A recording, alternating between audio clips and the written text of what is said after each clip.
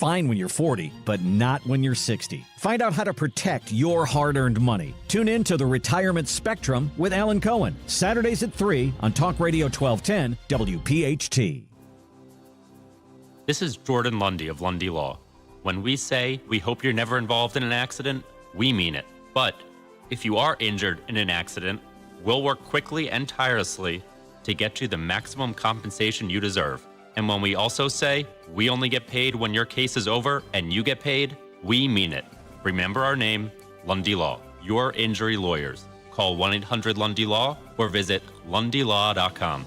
Hey, it's Rich Zioli. Do you have water on your property giving you a headache, soggy yards, damp patio, pool area getting swampy? Visit GardenStateEarthworks.com, your drainage solution, 856-848-4444. Talk Radio 1210, WPHT, WPHT-HD, WOGL HD3, Philadelphia. Always live on the free Odyssey app. From the Cherry Hill Volvo Studios, where relationships matter. Live and local from Philadelphia. The Dawn Stensland Show on Talk Radio 1210 WPHT. Good Monday morning. Are you headed to Oaks, PA today? Former President Donald J. Trump is having a big rally in Oaks today. Vice President Harris in Erie today, and here in Philadelphia, she's expected Wednesday. J.D. Vance is in our area in Montgomery County and Lafayette Hill for a big event. That's happening tomorrow.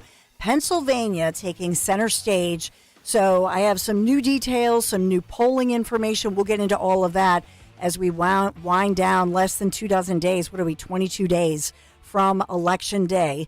So the most important thing I can say to anybody listening right now, make sure you are registered to vote, because whether it's by mail, in person, that deadline tick-tock a week from today, October 21st. That's the deadline to vote in Pennsylvania, October 21st, and that's by mail or that's received or in person at your local election office. So 1 week away from making sure everybody is registered to vote. With that said, one big issue that many of our local school boards have been covering and grappling with, whether it's in Bucks County, whether we're thinking about North Penn School District, the Lansdale, Montgomery County area, many school districts and boards grappling with this, with issues of Title IX. And we've had a lot of conversations. Riley Gaines was here recently. We've talked about that. But looking at it from the eyes of a pediatrician, and thinking about the push for this care and then the dollars, the millions of dollars behind it. And so Dr. Marion Mass, who's a local doctor, pediatrician, who you know I've talked to before and you know her well, talking about why some of these efforts seem to be troubling. And so I want to welcome in. Good morning, Marion. Good morning. The doctor's in the house. Wonderful to be on. Yes. Can you hear me? I can hear you. I can hear you now, as we say. Yeah. So I love the way that you approach this as, yes, a doctor, but all as a pediatrician, but as well, somebody who's a mom, right? And so you approach this with a very loving, caring, I mean, that's how you're couching this, to think about not just where the dollars are going and not just about providing care for kids, maybe their mental health issues, etc., but looking at this through your lens as both as somebody who's not only a doctor, but as well a compassionate, loving, mom and doctor. I want you to take me through in your latest piece that you've written, and we'll talk about where people can find it, and I encourage everybody to read it. But you're talking about what you discover as troubling. $6 million on efforts to alter gender appearance of children. And so what do you see here? And what I'm inferring from you is that it's the cause and effect. This is not a tiny percentage of people, whether they're teens or adults, who go in for care. That's not, I'm inferring from your latest piece that you've written, that's not what you're seing here. Well, so first of all, Dawn, I didn't write the piece. I simply provided a quote. Providing the quote, and yes. It is troubling because people are going through databases and finding the amount, the dollar amount that is spent on these cares, and it isn't always about the dollar. I mean, the basic question is, are we doing harm by providing medicines or are we doing harm by providing irreversible surgeries? And, what are we doing in the future? Having that question doesn't mean that you hate children who believe that they belong in a different appearance of a gender body than the one in which they were born. I have a lot of compassion for any child who is upset, confused, potentially even suicidal. Do you mind if I tell a story of something that happened many years ago to kind of compare and contrast? Okay, so, I'm going to take you back years and years. I'm not going to say how many, and I'm not going to use any names here. I was working in an outpatient setting and had a 15, 16, somewhere along that line girl come in.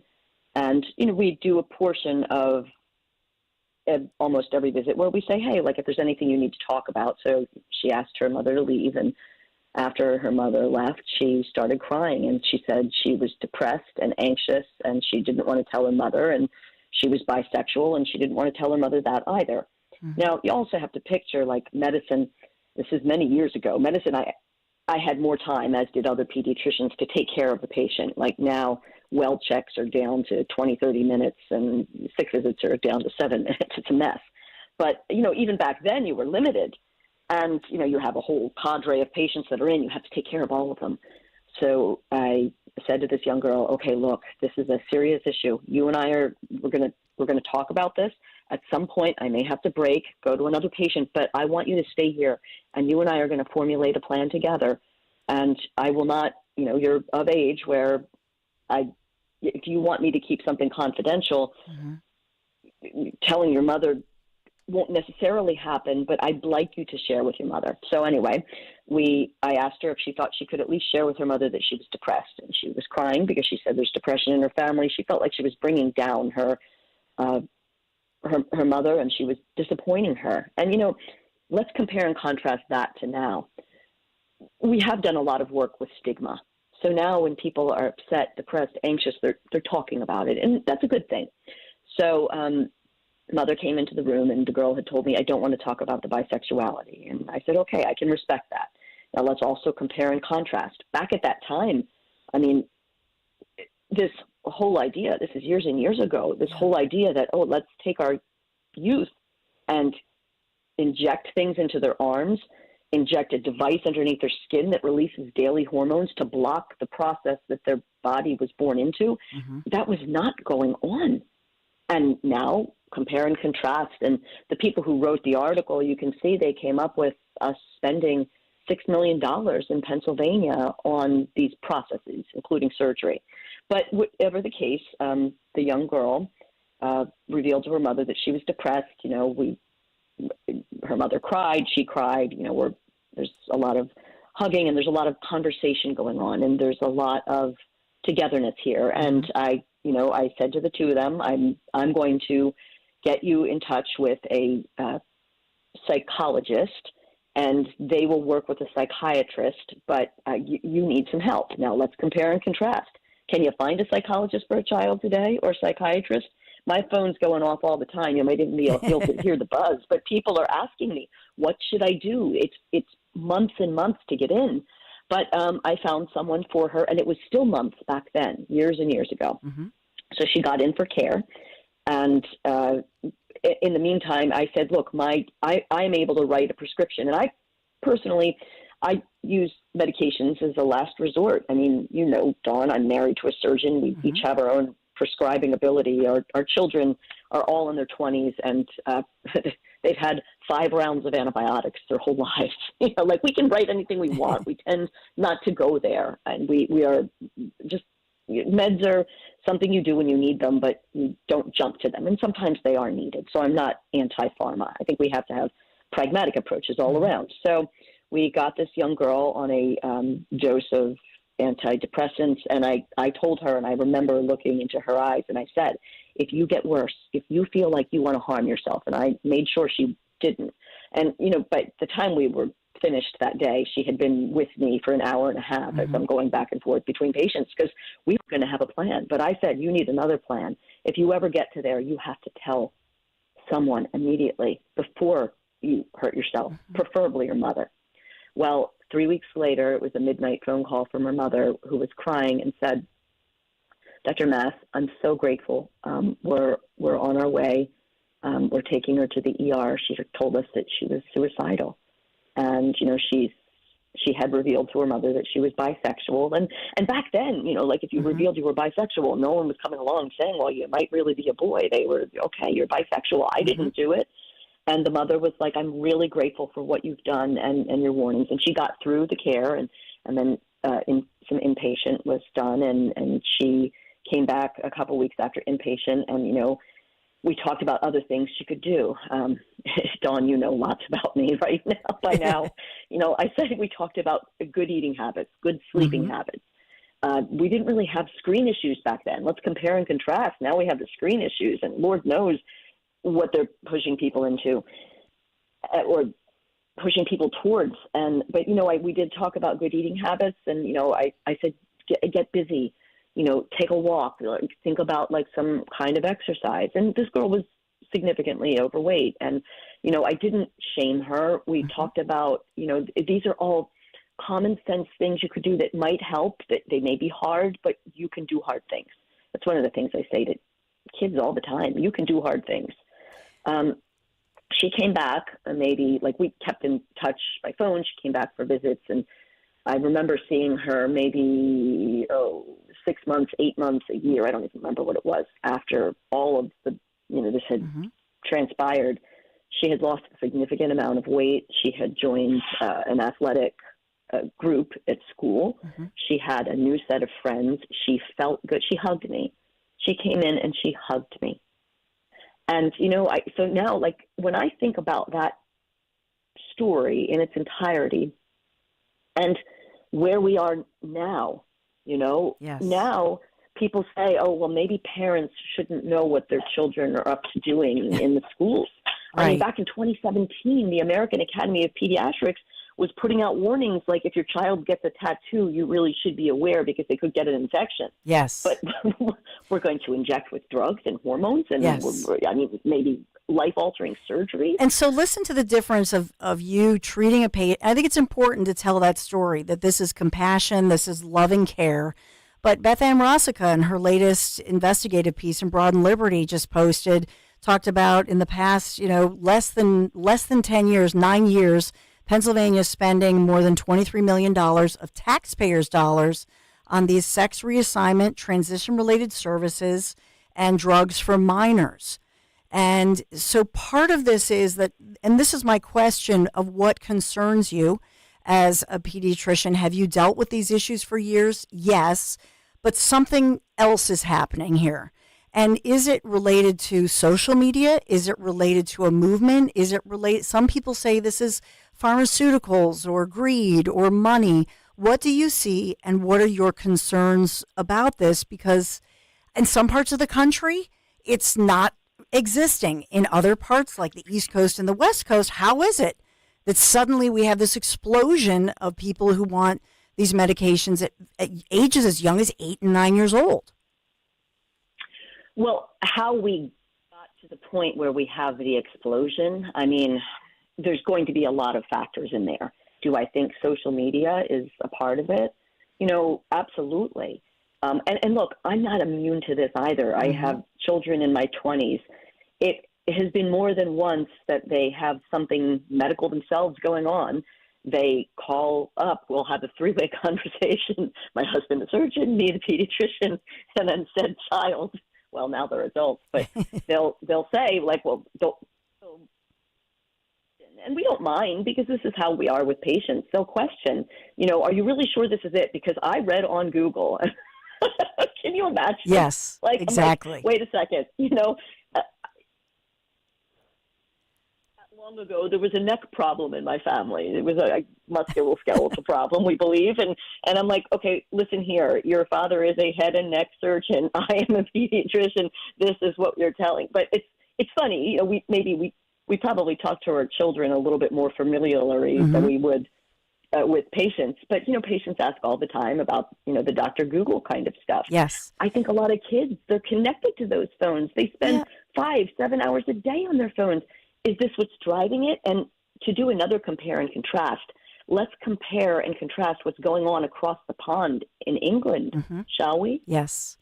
Well, before we get to that, I do want to just introduce another thought. And we've talked before, or I've talked about it, the Do No Harm, and it's a site people can look at, protecting minors from pushing this gender ideology, right? And they're taking it at the core of the Hippocratic Oath to say, do no harm.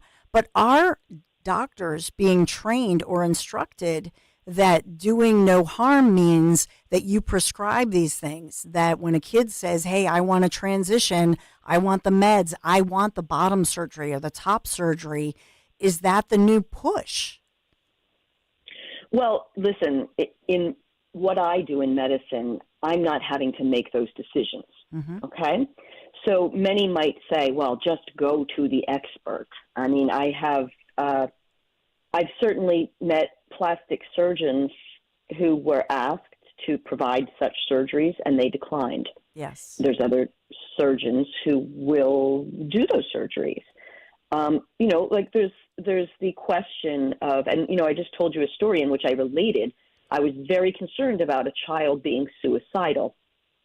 We certainly hear all the time that we have to perform what is being called gender-affirming care.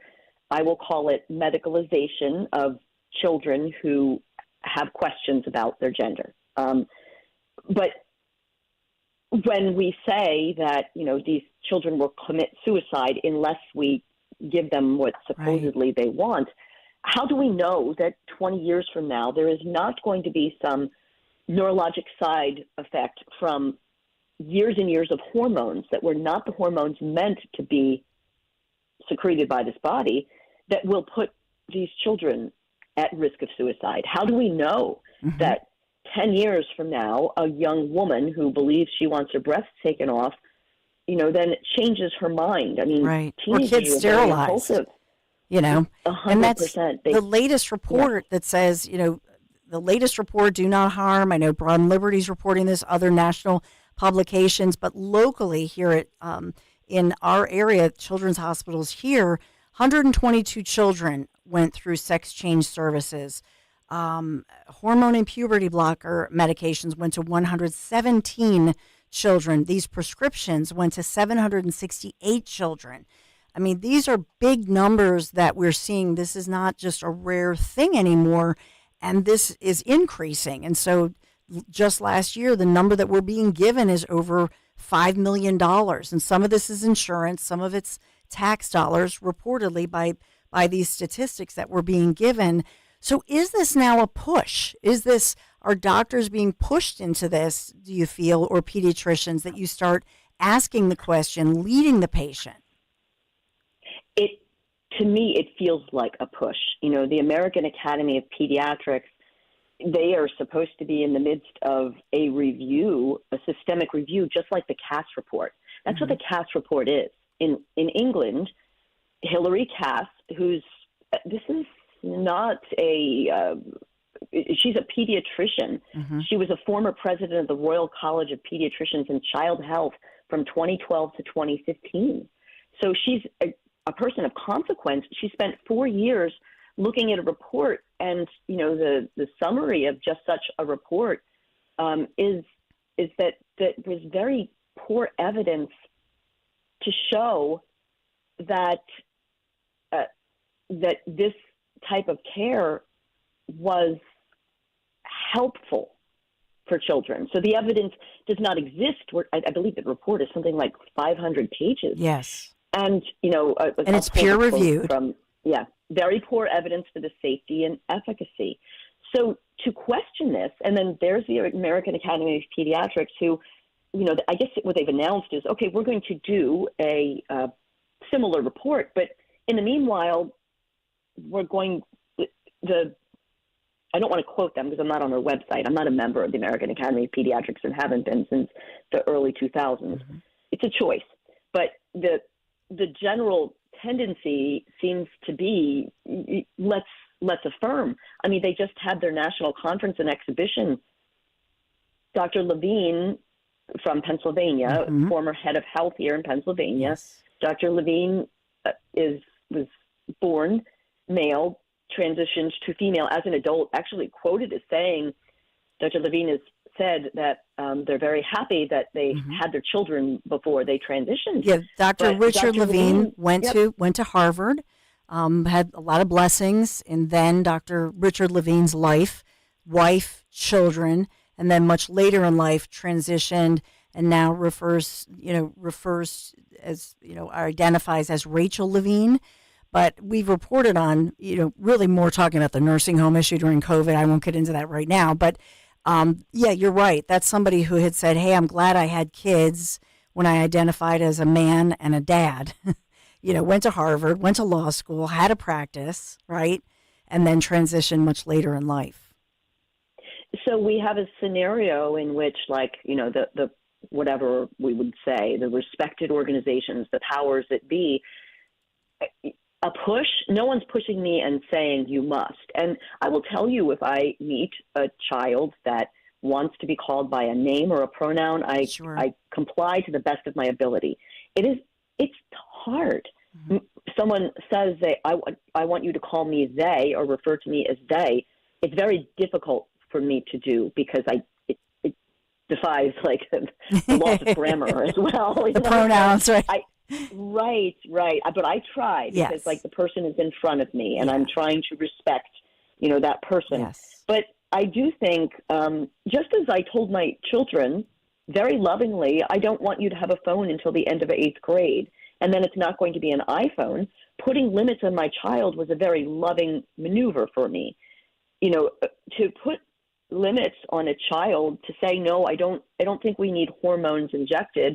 And then, I don't think getting your breasts cut off is the right thing. I mean, it also, I'll add, I've said several times, I'm married to a surgeon. When I think of a surgery being done, I think of the surgery from beginning to end. I think of the fact that you're going to have anesthesia. There's risks to anesthesia. I've seen pictures of the scars after breast removal. I've seen the staples. You're just taking off 2 large chunks of fatty tissue. That's a huge risk for infection, let alone the drainage and the infection afterwards, the pain, what have you done with nerves, the fact that it is irreversible. And then we haven't even talked about the bottom surgeries. I mean, you're dealing with tissue. There's patients that discuss the fact that they end up with fistulas, so they end up urinating or stooling out of what vagina was built because of all the breakdown in the tissues. We're performing experiments. If we're doing these experiments on children, and albeit I will say the bottom surgeries I think are less frequently done, of course, than hormones and top surgeries, et cetera. But even the hormones, we are talking about blocking the normal round of puberty in a child that did not need puberty blocked. People who agree that this should be done and that there's no side effects will come along and say, well, what about the children with precocious puberty? Well, that exists, I believe, in about 1 in 10,000. So in the Philadelphia region, for females, we should be seeing maybe 10 a year, right? To give you a number, if you break down the number of people that we have here. And does that need to happen? Well, of course it does. But you're blocking the puberty until which time it begins. And, we see puberty starting in some cases as young as age 6, 7, 8. Maybe you would want to block if you see it starting at 6, but if you see it starting at 8, maybe you'd say, well, we're not going to block this puberty. And so you're blocking it for a short period of time. Whereas if you're taking a child that starts puberty as 9, that says that they're transgender, you might be blocking puberty until they're 18. There's no long-term study on that. So because let me just ask you something, Dr. Maz. Because we're seeing this at our local hospitals, we're seeing it across the country, nationwide. The numbers are staggering. This is no longer it's not a rare thing anymore. And so, what if a doctor at one of these hospitals says, "Let's slow this down. Let's just." I mean, is there a culture that's within hospitals and with medical offices where the pressure is on the physicians to say, oh, no, you've got to prescribe this, or you've got to really talk to them about their different options. And this is a kid who's, especially a kid under, let's say, 16. Some of these kids are young. Is that going on? Well, all right. So, like a peer I'm trying to pressure. be very careful because I cannot speak for my employer, and I will not. I don't. There's, I work in a big tent operation, right? And I guess what I would say is let's back up the conversation a little bit, and I'll give you another example of way back then and now. I was a child. I remember taking St. Joseph's baby aspirin. I can still see the little bottle with a soldier on it. And then sometime in the 70s, we discovered that children are not little adults. And if you give children aspirin when they have fevers and they happen to have flu, they might get something horrible called Rye syndrome. Their liver shuts down and they end up in intensive care units. So we stopped giving children aspirin. So we're talking about aspirin. Think about how often an adult uses an aspirin. Yeah. Well, it might not be so good for kids. But someone had to come along and discover this and point this out and say something. Should the person who came along and said, don't give aspirin, it's bad for children, be questioned? And should they be considered hateful because, oh, wow, you must hate the physicians that have given aspirin? No, we find things out. We discover things. I'm not in a position where I would be asked to give hormones or even refer. That's not my role in the world of pediatrics. I have talked to pediatricians around the country. I published a piece in Fox News a year ago with another pediatrician from Ohio, a dear friend, Dr. Nikki Johnson. I think we reviewed what we knew, and we were writing about the American Academy of Pediatrics announcing that they were going to look at the evidence, and we had some opinions in there. I had a lot of pediatricians around the country across the aisle reach out to me and said, I read this. Thank you. Someone needs to say it. What I inferred from that, and I even had people saying to me, you're brave for saying this. Yes. I was brave for saying what? That we should consider that we might be causing harm by giving years and years followed by decades and decades of hormones, or by questioning whether or not surgery should be done. You're afraid to ask if that's the right thing to do. Yeah. I mean, we, as women, there's the question. Dr. Marty McCary, I've met him several times. He's brilliant, from Johns Hopkins. Yes. His book, terrific book, Blind Spots. It's number 1 on the bestseller list. Go, Dr. McCary, go. But in his book, and I haven't gotten through all of it. My husband stole he stole my Kindle. He's like, he bought me the Kindle. I had to segue. He bought me the Kindle. And he's like, it was my birthday present. And then he comes along and he's like, I think I'm going to download a book. I'd like to see what it's like to read on the Kindle. Dawn, he downloaded War and Peace. Oh, my no. Kindle has been appropriated. Of all books.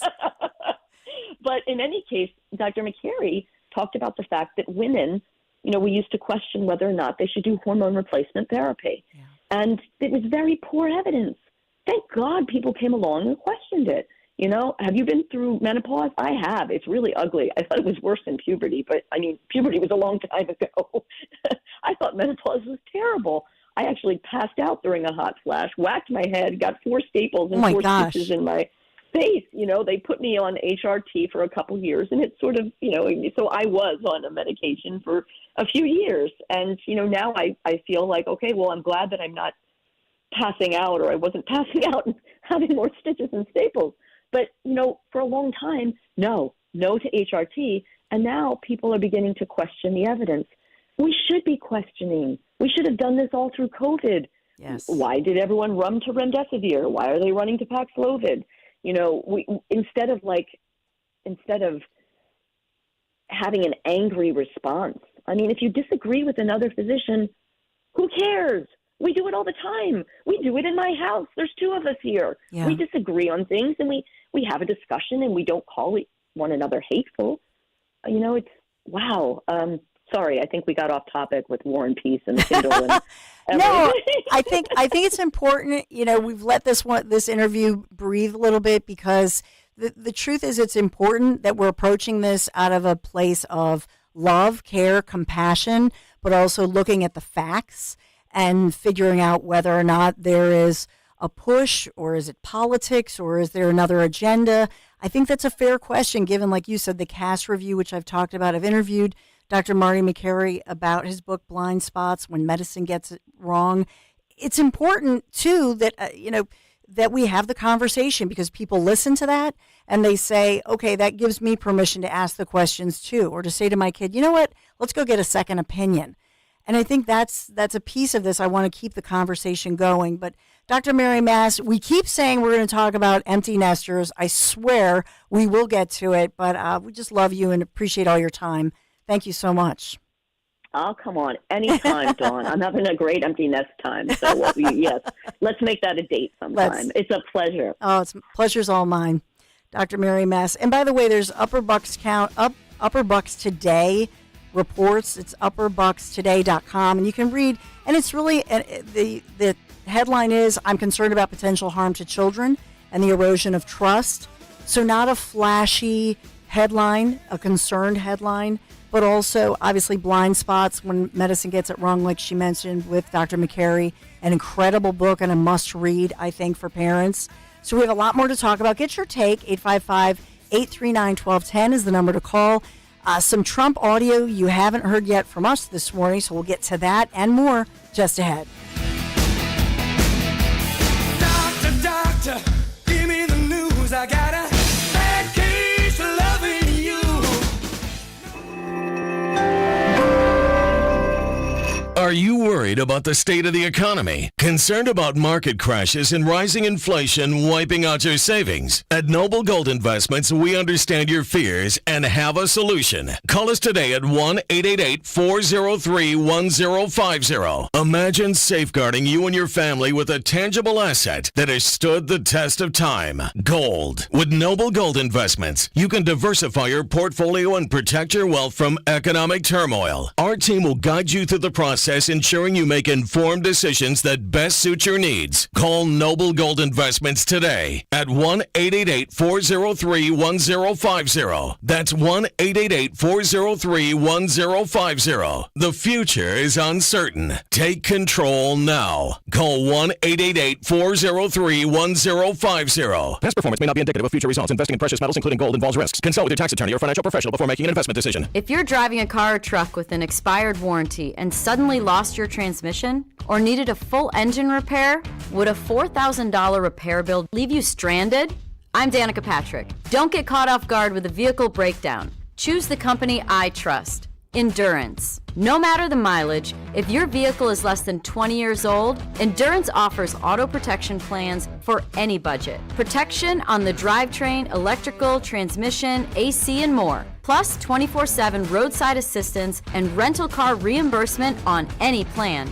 Endurance handles everything from making the claim to paying the certified mechanic of your choice. Act now and get 1 full year of elite benefits, a $2,000 value, free. Endurance has paid hundreds of millions in claims. Call for your fast free quote today. Call 800-296-7260. That's 800-296-7260. 800-296-7260. The 2024 presidential election is here. With the race neck and neck and with so much at stake, MSNBC has the in-depth coverage and analysis you need. Our reporters are on the ground, and we're breaking down the numbers until every last vote is counted, providing you with insight on what it all means for the future of our country. Watch coverage of the 2024 presidential election Tuesday, November 5th, and listen to MSNBC Live on the free Odyssey app or wherever you watch MSNBC. For more expert appliance shopping advice, here's National Appliance Warehouse's own appliance guru.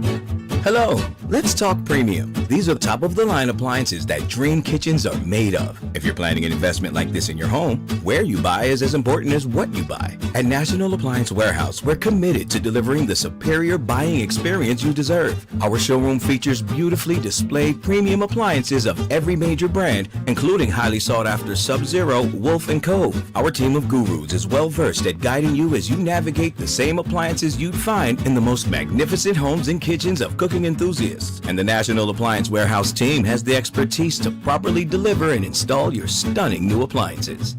The Columbus Day Mega Sale is underway at National Appliance Warehouse. Purchase a qualifying Sub-Zero Wolf and Cove appliance package and choose 3 years of additional warranty or a rebate up to $2,500. Click nationalappliancewarehouse.com or visit their showroom in tax-free Wilmington today. Crash Proof Retirement records all financial meetings. All promises made in recorded financial meetings become legally binding between Crash Proof Retirement and the investing client. Crash Proof Retirement provides all of their clients with a certificate of authenticity, further documenting that recording financial meetings brings fiduciary responsibility to the highest level. Jack Gunning from Bluebell, Pennsylvania. I don't know whether anybody can offer you the security that Crash Proof Retirement does. I have this certificate that tells me they're a fiduciary. Everything is recorded and they have your best interest at heart. That certificate is 100% documentation that you know what they're saying is 100% correct. Other companies don't have this guarantee. This certificate means an awful lot for me, and it should mean an awful lot for you. Certify your retirement future. Schedule an appointment or register for our next event at Spring Hill Country Club on October 16th, 800-722-9728 or crashproofretirement.com. Hey, Paoli, we know your favorite station is Talk Radio 1210 WPHT. Always live on the free Odyssey app. Feel the attraction. Color my head, do what I dare. Oh, oh, oh. Wanna be free, yeah. Feel the way I feel. Man, I feel like a woman. I love Shania. Thank you for playing her. Do you know my so does youngest... Maisie and I. Maisie does too? Oh, but if you get her on a Shania kick, man, you're not getting it all. She has the CDs, and she still has a CD player in her car. It's like an older Honda Pilot, and it's all just Shania Twain CDs. So Larry got me tickets to a Shania concert, and I don't know when it was, but David was like 12. I said, who's going to go with me? Because my one girlfriend who was supposed to go, she and everybody ran the opposite direction. They did, but David went. He's Aww. Such a sweetheart. He still regrets it. I'm kind of learning a theme as I work with you that it seems like David's your little buddy that kind of comes with you and does things with you on. They both do. Do they? They okay. both. They're both good. I remember talking about going to Butler. It was going to be David as well, wasn't it? Yeah, but he got the short stick on that. Because when you're a little boy, you don't want to go like, I went to a concert. Oh, really? Yeah, Shania. Yeah, Shania Twain. But he loved it. Jewel. Yeah, Jewel would be nice. I would love to see Jewel. She's great. Much more than Shania. So we're talking about, and you can look at also broadandliberty.com. Our friend Beth Ann Rossica, she does a deep dive locally looking at all of these numbers, talking about local hospitals, annual reports, and all of this came out from the national reports that we've been talking about. Do no harm. So what do you make of all this? Do you feel that it's a push? Is it social media? What's happening here? Has it been politicized? There are a lot of theories here. But I think that, Dr. Mary Mass, thank you so much for her coming on, because she brings up a great point that in Europe, after the Cass report, a broadly respected, widely respected doctor spent years studying this in a very clinical manner. And they decided, pretty much across Europe, they said, we're going to take this into consideration, and really changed how they look at this very issue. And so I think that's important as well. In America, not so much. So let's talk about it. 855-839-1210, the number to call. Joan, good morning. Good morning, Dawn. How are you? Good. How are you? What do you say it in such a perfunctory, how are you? Well, it's Monday. It's been a big, been a big morning already. Yes. First thing I want to say is that I love Marion Mass. I know her personally. And I know her, just as you said, that she's very compassionate. She always wants to see all perspectives and appreciate everyone's perspectives. So to say that I read what she had to say about the topic, and she's right on target, as you said. The rest of the world is going in the opposite direction, and people in the United States seem to be wanting to run toward the cliff with these children and doing things to them that would be permanent and devastating to them. And there is a movement starting in the United States with Chloe Cole and other people who are detransitioning and sharing their stories now and about how they've been affected by it. So I just want to start with that to support Marion and appreciate that she's out there as a physician, someone who can speak with more authority than we regular people can speak. Yes. You know, I'm glad that she's out there saying it. And then as far as the push for where this is coming from, certainly social media plays a part. All the kids are on there, and, you know, they have these influencers on TikTok and whatever that are telling these kids to do these terrible things to themselves. But it's also in the schools. And I think I've shared before about the professional development training that was done definitely in Bucks County schools for sure, not Penridge, because it was going to be done in August of 2021. But fortunately, we were able to stop it. But this training, it's been done throughout the state of Pennsylvania, even as far as I believe State College had it scheduled. I don't know if they ever went through with it, but it was by Philadelphia's CHOP, and it trains our teachers to, as soon as a child declares that he or she feels like they are the opposite sex, that they begin referring to them as that, and they basically put them on this gender-affirming path. So to me, that's like a one-way track. There's no room, if you watch the video of the training, there's no room to have those discussions like Dr. Mass is saying that you should have, to consider, is this really what is, you know, going on with this child? Is there some other kind of mental health issue? Should we be doing these permanent things to them at such a young age? None of that is taken into consideration. They just say, well, you know, this young man has said, this little boy has said that he thinks that he's a girl, and so that's how we're going to treat him from now on. And everything we do with him is going to affirm that decision. So I think it's reckless, and it's something that every parent and people like Moms for Liberty, thank God that they're out there questioning it and pushing back on it, because these are permanent decisions that little kids are making, and it just shouldn't be done. Yeah. There's no way that they have the capacity to make that decision at that age.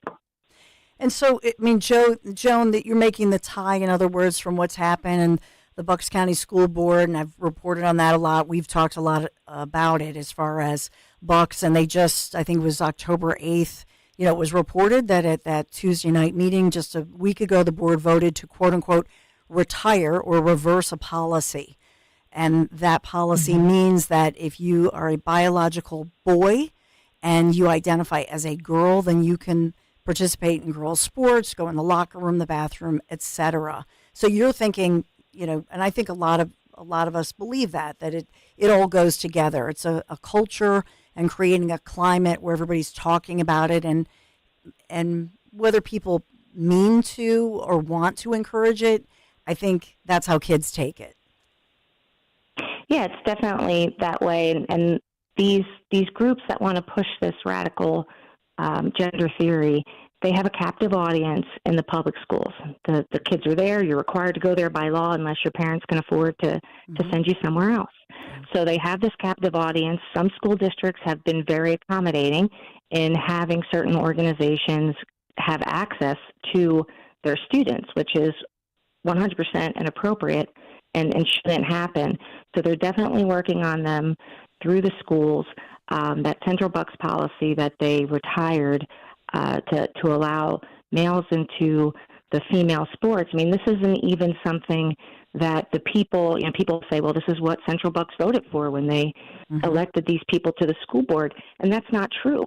When you look at this issue in Pennsylvania, in Bucks County, across the country, a supermajority of people do not want this. Common sense tells you that you shouldn't have males playing in the female sports. We've seen really devastating things happen. I think you spoke about the young woman who was injured in volleyball, and she's still struggling to this day, and that just breaks your heart. So it's a common sense thing that, you know, most of the world is on one page, and then these small numbers of people, and I think I did the math the other day, it's like 0.00007% of Central Bucks. It's these people with their agenda that they are pushing this onto the rest of the community. We have a lot of calls, people Joan. Need to. Okay, Thank so you. I will let you go. But okay, Take care. No, I appreciate it. I just want to get to these other calls because we're just really up against it. Where do you want to go next, Dan? We do got a break. Oh, we do? I'm sorry. Yeah, I apologize. Yeah, Thanks, we're running Joan. late because I missed No, I that love first. Joan, and she just went to Italy too, so I got to ask her about that. But Yeah, Joan blamed me. That was my fault. Pulling the plug over here. he's cracking the whip on me. What am I going to do? So we'll take a quick break. But first, I do want to talk. Speaking of Italy, because I know Joan just came back from there, so we have to have longer conversations. But we got to talk about Italy. I hope that you escape with me.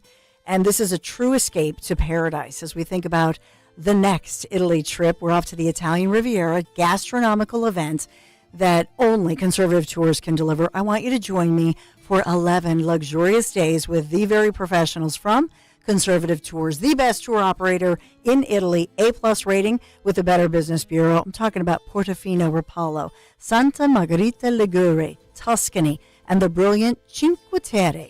$53.78, that includes your airfare. Yes, it does. $53.78. Dining events at wineries in Tuscany. And visiting, yes, an authentic farm to see how Parmesan cheese is actually crafted by hand. You can call toll-free 888-733-9494. Go to conservativetours.com. Hidden Italian villages you've never seen before, like Giacomo Puccini, San Gimignano, the Leaning Tower of Pisa, Florence, Michelangelo's Florence, and Milan. Concluding on the Lakes region with Bellagio, Orta, and Isola Bella. Join me next spring in Italy. I'll see you in Cinque Terre. ConservativeTours.com. Tone Dawn sent you.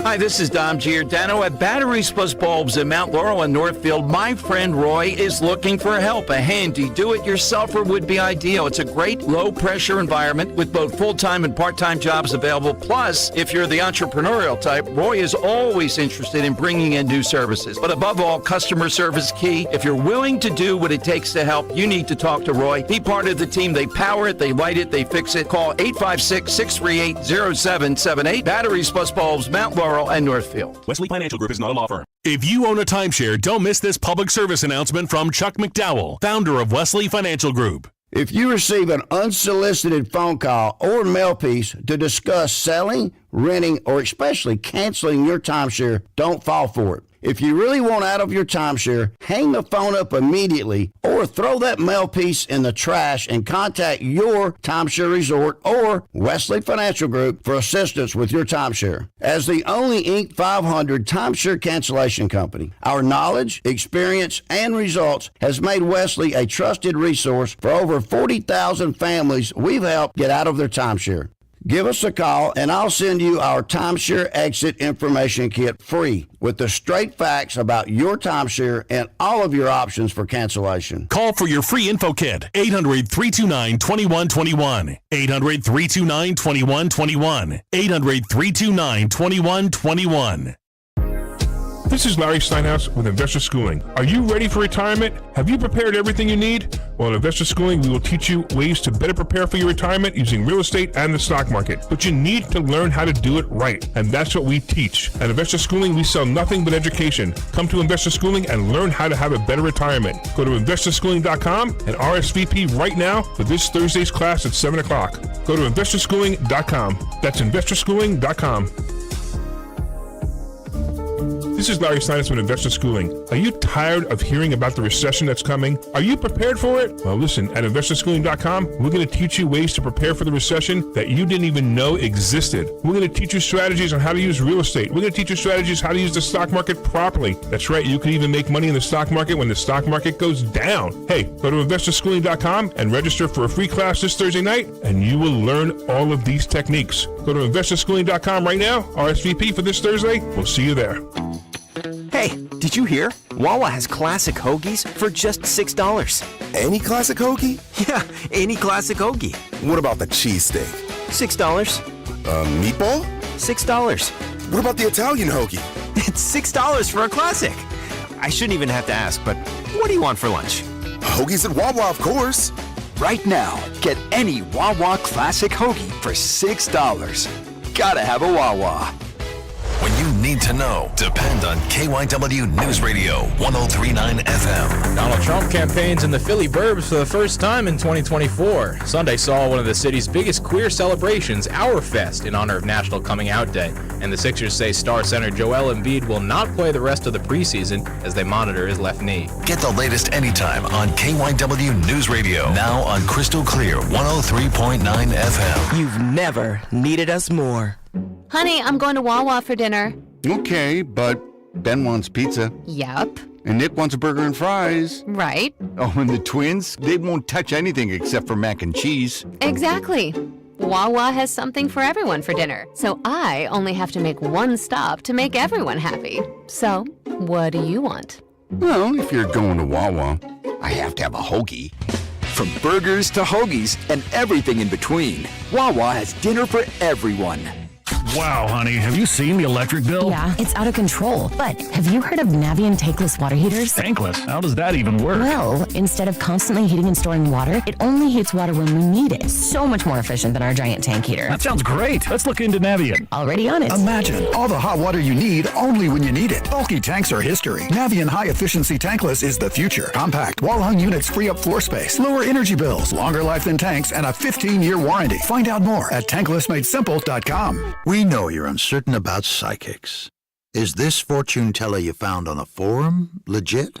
Your one true love is... me! That's why California psychics reject 98% of the psychics who apply to work with us. We guarantee if your reading isn't life-changing, it's free. New customers receive 20 minutes for just $20. So experience the joy of certainty at CaliforniaPsychics.com. Free speech lives here on Odyssey's #1 talk station. Talk Radio 1210. WPHT. It's a new day, it's a new life for me, and I'm feeling.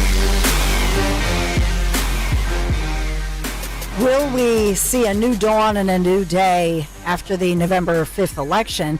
You'll hear more from Trump, and I'll go through the media bias, in my opinion, coming up in the 11 o'clock hour. Guy Shiraki, and you'll hear all about the campaign. And one election here in Pennsylvania that's not getting as much attention that may impact the balance of Congress, not in the Senate. So I'll talk about all of that in the next hour. But want to just, wrap this up with a bow, get your thoughts as far as what's happening in our local school, North Penn School District. Obviously, we've talked a lot about that and important meetings and votes upcoming. And will they choose to do things differently than, let's say, their neighbors in Bucks? So at CBSD. So we'll talk about all of that and look through it. But just want to continue to get some of your comments about the interview with Dr. Marian Mass and talking about the investigative work that's being done right now on the real explosion, if you will, of millions and millions of dollars being spent on these surgeries, transition type surgeries, and it's not rare anymore. So what's going on? 855-839-1210. Want to get your thoughts as Stephanie, good morning. Good morning. I just wanted to say that Dr. Mass is exactly the kind of pediatrician that our children and our families deserve. She is a very thoughtful, intelligent practitioner. Any families that are under her care can be confident that she is not just jumping on the bandwagon of the transgenderism and willing to literally, ultimately castrate and mutilate and sterilize children or put them on lifelong hormones. Yes. When this has been proven in many areas, especially she mentioned Europe, where they are now stopping these kind of clinics and this kind of so-called care that permanently scars and damages children into their adulthood. So, families should be rest assured, and hopefully we have more pediatricians that are willing to actually do no harm to the children, and who families can confidently use for the care of their children. Well said. Stephanie, thank you so much. You succinctly said it, and it's perfectly stated. I agree 100%. And it's why Dan and I talked about, Dan Borowski, our great executive producer, we let that interview breathe with the conversation, because so many times We, on the right, we are accused of being insensitive or not loving, not compassionate. And so that conversation with Dr. Mass was on purpose. Let that breathe so you can get to know her and you know where she is. Nobody could ever listen to that conversation in that interview and think that that was anything other than a purely compassionate professional interview, right? And that really was my goal, because that's the place that you know me, that's the place I come from, but as well, Dr. Mass is a doctor looking at this and saying, let's look at all the facts, let's look at the studies. And so the question is, why aren't we?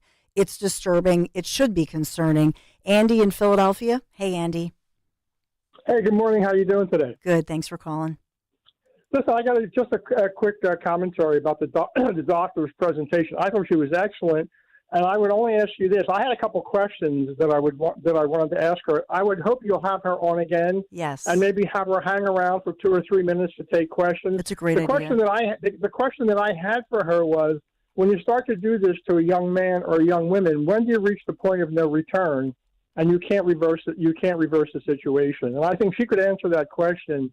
I'll tell you from my own experience. I'm in my 70s. When I was 5 years old, I woke up in the morning.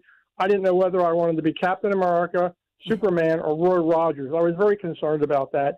So she was great. Thank you for the great job you're doing, and I appreciate. But have her on again and have her take some questions. I love it. Great idea, Andy. Thank you.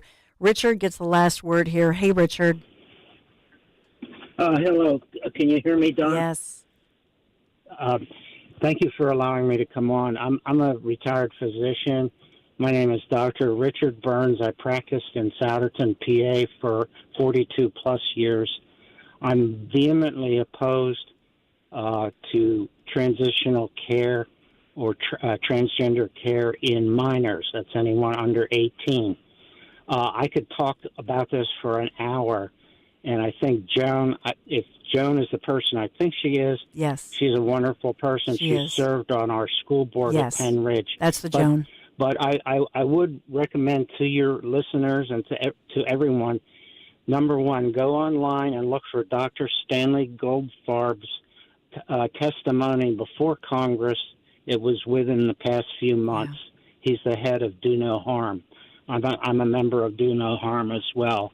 And second thing is, please get Dr. Miriam Grossman's book called Lost in Transnation. Yeah. This is a book that would be great, especially for parents to protect their children. Yeah, thank Final you. word is, any doctor, nurse, or other health practitioner that performs surgery or tries to transform these children again, those people should lose their license. They should be thrown in jail, because this constitutes child abuse and malpractice. Well, thank you, Doctor. Appreciate you. Yeah, and right now this is all perfectly legal, and I'm not questioning the integrity of the actual doctors. We were talking about it earlier. I mean, CHOP doctors have saved my boys' lives, both of them, in different ways. But I was just at CHOP, last Friday, and the week before at the King of Prussia CHOP. So I think that part of this is especially a pressure on young doctors and what they're being trained to do. And that's a problem too. They need to know what we're saying. They need to hear this, I believe. But I'm not questioning their motivations. I'm really not.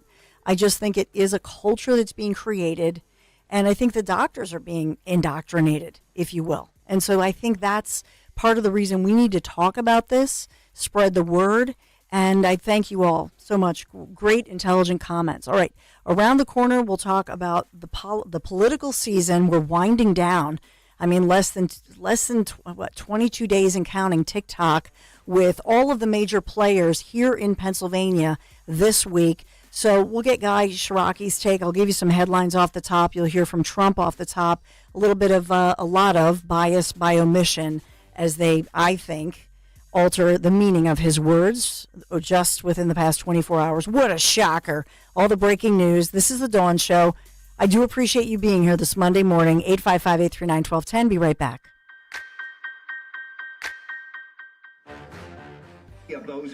Harry, if you watch any more of those stupid financial shows, I'm filing for divorce. How am I going to keep up with our retirement accounts?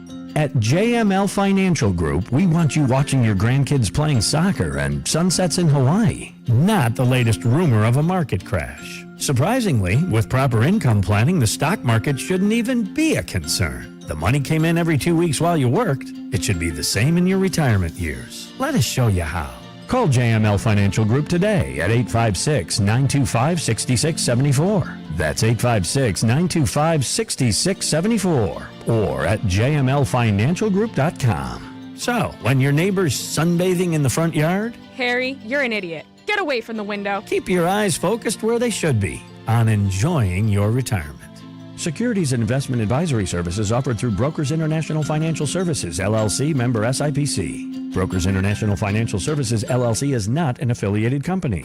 Gather your family and friends for the Buddy Walk and Family Fun Day on Sunday, October 20th at Lincoln Financial Field. Let's celebrate individuals with Down syndrome and have a fun morning. Proceeds benefit CHOP's Trisomy 21 program and the National Down Syndrome Society. Learn more at buddywalk.chop.edu. Don't miss the Labor and Energy Show with J-Doc and Krause, brought to you by Advocacy United, this Saturday night at 6. Find out about the important issues that'll affect you. The Labor and Energy Show, Saturday night at 6 on Talk Radio 1210 WPHT. Do you have a property that you no longer want? Maybe you inherited the property. Maybe you're underwater in the property. Or maybe you're just a tired landlord, tired of dealing with tenants. Listen, I can buy those properties and I'll buy those properties fast. I can close in 2 weeks. I buy properties cash. My name is Larry Steinhaus. Give me a call at 855-939-1137. That's 855-939-1137, and I will personally answer the call. You can also visit easyOutRealEstate.com. Hey, this is Larry Steinhaus from Investor Schooling. Did you know I have a radio show every Saturday from 1 to 3? It's called The Larry Steinhaus Show, and it's sponsored by Investor Schooling. On this show, you will learn things about finances and things about money that you never knew before. But even more of a reason to listen to this show is how much fun we have. If you haven't heard the banter between me, Omri, and Dr. Deb, you haven't heard the greatest show on earth. Listen to this show this Saturday at 1 o'clock right here on WPHT, and I promise you will learn something. Do you have 3 ex-wives and your current trophy wife wants a life insurance policy 3 times the size of the policies you had to purchase for your previous mistakes? If so, you need to call Big Lou at Term Provider, 800-511-3535. Big Lou is intimately familiar with your problems, and if you're 50 or 60 years old and in reasonably good health, a $1 million policy should only cost about $100 to $200 per month. Big Lou may have a solution for your previous policies as well. You may even save enough money to lighten the load on your new $1 million policy. Remember, call Big Lou. He's like you, except he's only on number 2. Call Term Provider, 800-511-3535. That's 800-511-3535. For $1 million in term life insurance that you can live with, call Big Lou at 800-511-3535. Talk Radio 1210, WPHT, WPHT HD, WOGL HD3, Philadelphia. Always live on the free Odyssey app. From the Cherry Hill Volvo Studios, where relationships matter. Live and local from Philadelphia. The Dawn Stensland Show on Talk Radio 1210 WPHT. What are you expecting? Joe Biden said he doesn't think it's going to be a peaceful election day. Well, he doesn't have any idea what's happening in real fairness. He spends most of his day sleeping. I think the bigger problem is the enemy from within, not even the people that have come in and destroying our country. By the way, totally destroying our country. The towns, the villages, they're being inundated. But I don't think they're the problem in terms of election day. I think the bigger problem are the people from within. We have some very bad people. We have some sick people, radical left lunatics. And I think they're and it should be very easily handled by, if necessary, by National Guard, or if really necessary, by the military, because they can't let that happen. I'm Steve Ducey. And so that is not Steve Ducey. Get out of here. It was it was Maria Bartiromo interviewing Trump yesterday.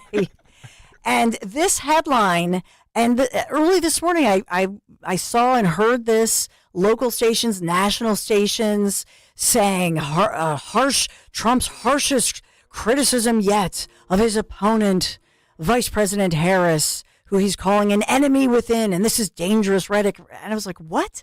What are you talking about? Do you think when he says enemy from within, when he says that, being more dangerous than any foreign entity, did anybody think he was talking about Vice President Harris?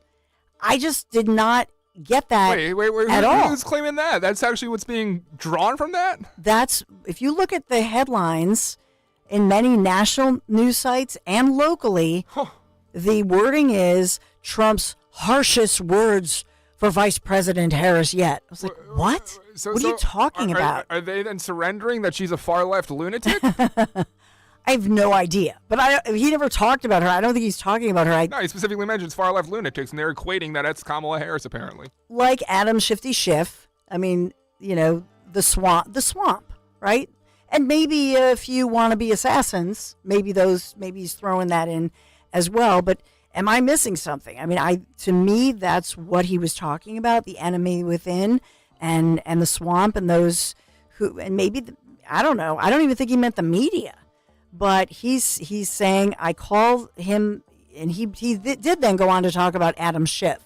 And so it's misleading for anybody to say that he's not talking about Vice President Harris.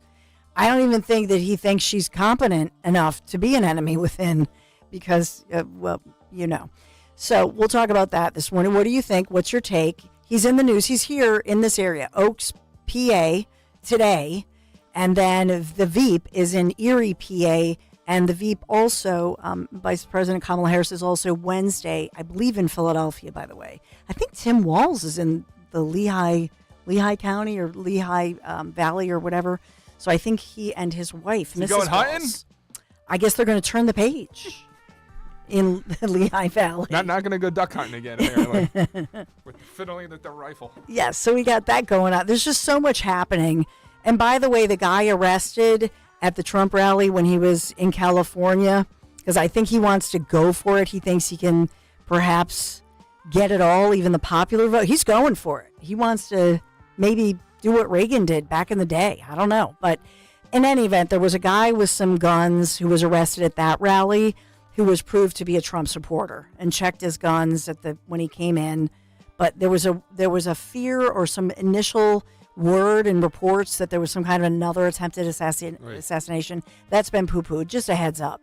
And this guy spoke very highly of Trump and says he's 100% a Trump voter, etc. So just to give you that heads up. Oh, we have Guy Shiraki. We've got Guy. I got a guy. As Zioli always says, boy, do I have a guy. He's the best. Guy Shiraki. We all got a guy. Good morning. Good morning. We appreciate you. You're the guy we always turn. So you need no introduction. Let me tell you.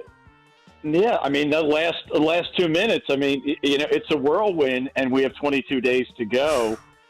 Three of the candidates are here. I think Walsh is wabbit hunting up in Lehigh Valley.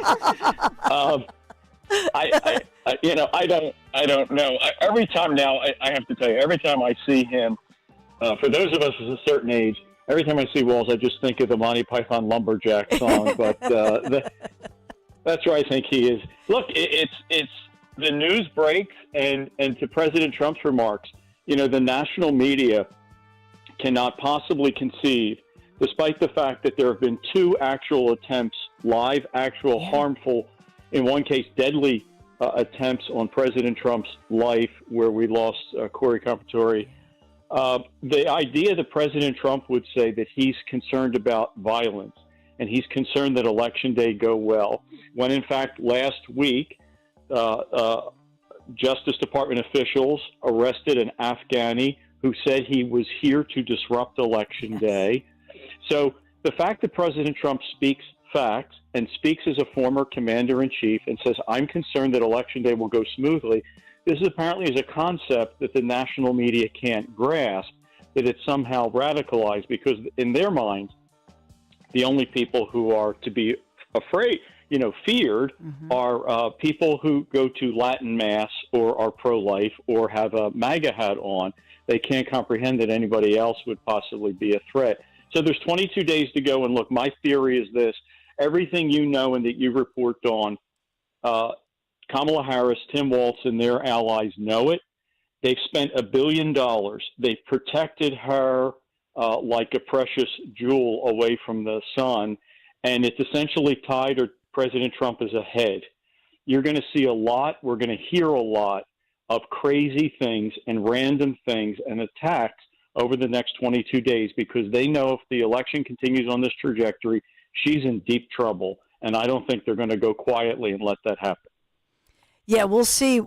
Yeah, and to your point, Guy Shiraki, when we think about it, we'll see what they say when they question the election result, right? We all keep those receipts so we can turn the tables on them. But as far as what's going on in Pennsylvania, when you think of Pennsylvania being center stage, and by the way, I know that, are you working on another piece? I loved your first piece that was back in August that we talked about. It's the First Amendment for a reason. Are you working on another piece for the First Amendment? I am. Okay. Yes, it'll run tomorrow morning in Broad and Liberty. Perfect. And the headline, unless the editors there change it, is stuff I've talked about before. But the headline is, and then they came for the First Amendment.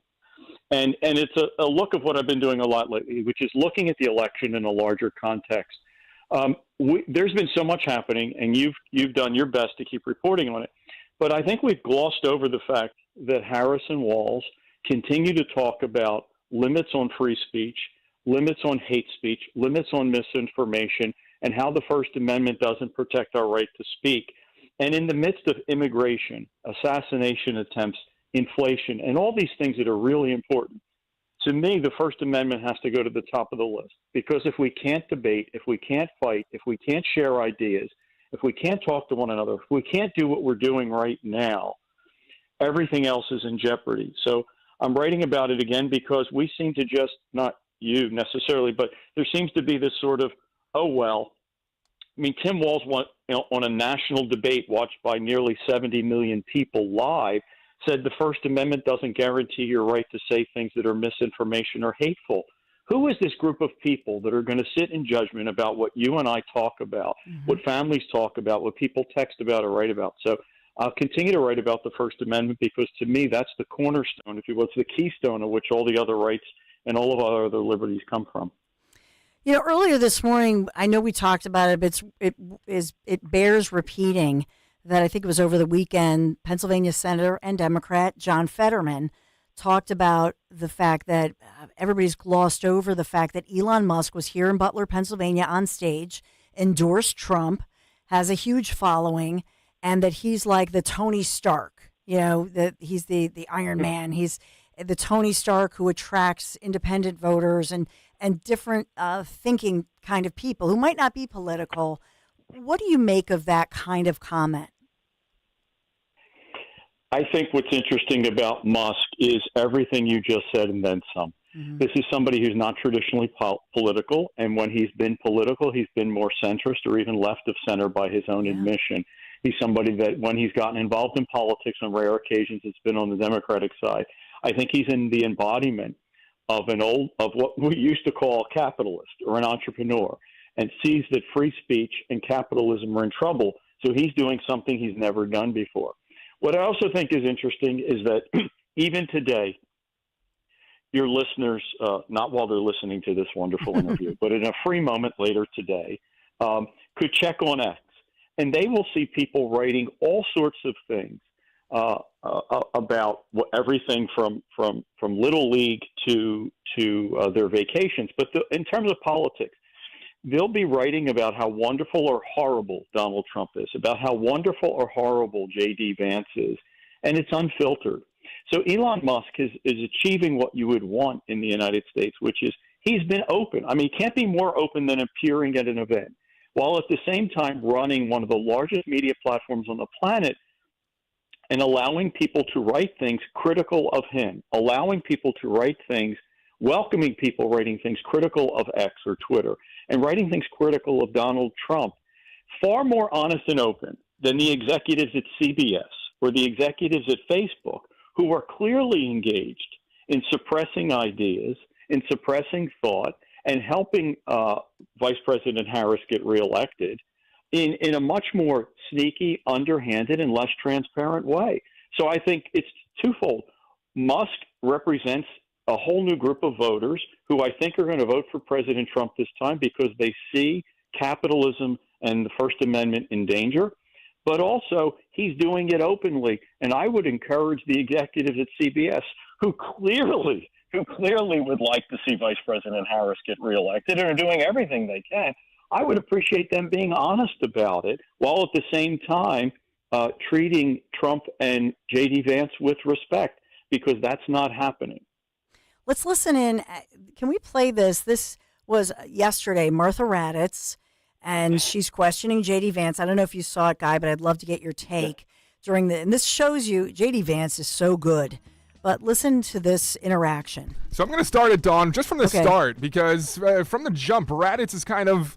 You can tell, and you're talking about media bias and censorship and the First Amendment here. You can tell how this is going to go, and J.D. himself picks up on it. Take a listen. It's kind of funny. Senator J.D. Vance, so happy to have you here this morning, Senator Vance. I know you've been going hard on the campaign trail, but I want to start with the hurricane. During Hurricane Helene, as we heard, former President Trump suggested the federal government was not only sending FEMA aid meant for the hurricane to migrants, but going out of their way to not help people in Republican areas.